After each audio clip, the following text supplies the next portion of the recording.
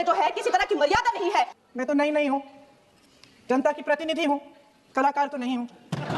मैं इनको याद दिलाना चाहती हूँ, प्रियंका गांधी जी कहती हैं कि छोड़ो पुरानी बातें, हम पुरानी बातें नहीं करेंगे, हम पुराने लोगों के बारे में नहीं बोलेंगे। तो मैं ये जानना चाहती हूँ कि आपकी जो माता जी हैं वो तो आपकी अध्यक्ष हैं और इस वक्त की वो अध्यक्ष है।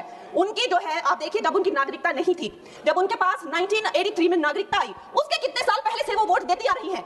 तो ये जो इनका जो परिवार है, एंटाइटलमेंट से जो ग्रस्त ये इनका परिवार है, ये प्रियंका गांधी जी को भी याद रखना चाहिए। चाहे आपका भूतकाल हो, चाहे आपका वर्तमान हो, आप सब लोग, चाहे ईवीएम हो या चाहे कागज पे लिखा हो, जब आप लोगों के चरित्र में जो है किसी तरह की मर्यादा नहीं है।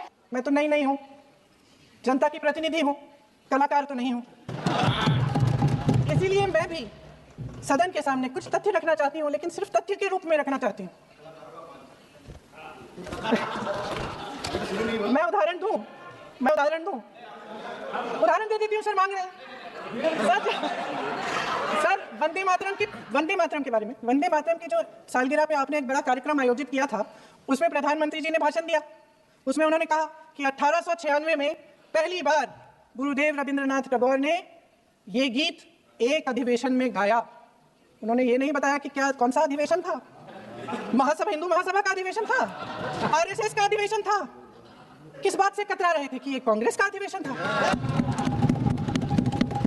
और उदाहरण दूं कि मैं अपना भाषण जारी रखूं, पक्ष के हमारे साथी इतने अहंकारी हो गए हैं कि अपने आप को महात्मा गांधी जी से, रविंद्रनाथ टैगोर जी से, राजेंद्र प्रसाद जी से, बाबा साहब अम्बेडकर जी से, मौलाना आजाद जी से, सरदार पटेल जी से, सुभाष चंद्र बोस जी से बड़ा समझने लग गए हैं। मोदी जी का अपने भाषण में ये कहना कि राष्ट्रगीत को एक विभाजनकारी सोच द्वारा काटा गया, उन सब महापुरुषों का अपमान है जिन्होंने अपना पूरा जीवन इस देश की आजादी की लड़ाई में झोंक दिया। वंदे मातरम को विभाजित करने का आरोप लगाकर आप पूरी संविधान सभा पर आरोप लगा रहे हैं, उसके हर एक नेता को दोषी ठहरा रहे हैं। यह हमारी संविधान सभा और हमारे संविधान का खुला वार है।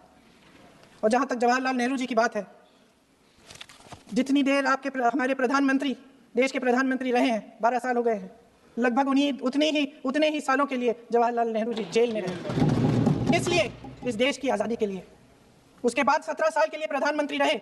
आप बड़ी आलोचना करते हैं इनकी, लेकिन अगर इन्होंने इसरो नहीं बनाया होता तो आज आपका मंगलयान नहीं होता, अगर DRDO नहीं बनाया होता तो तेजस नहीं बनता, अगर IIT और IIM नहीं बनाए होते तो हम आज IT में आगे नहीं होते, अगर एम्स नहीं बनाया होता तो हम कोरोना की जब बड़ी चुनौती का सामना कैसे करते। हाँ, इसका मतलब है इस मुद्दे का जवाब नहीं है आपके पास। अगर इन्होंने BHEL, गेल, सेल, भाखड़ा नंगल ये सब नहीं बनाया होता जो आप सब बेच रहे हैं, तो ये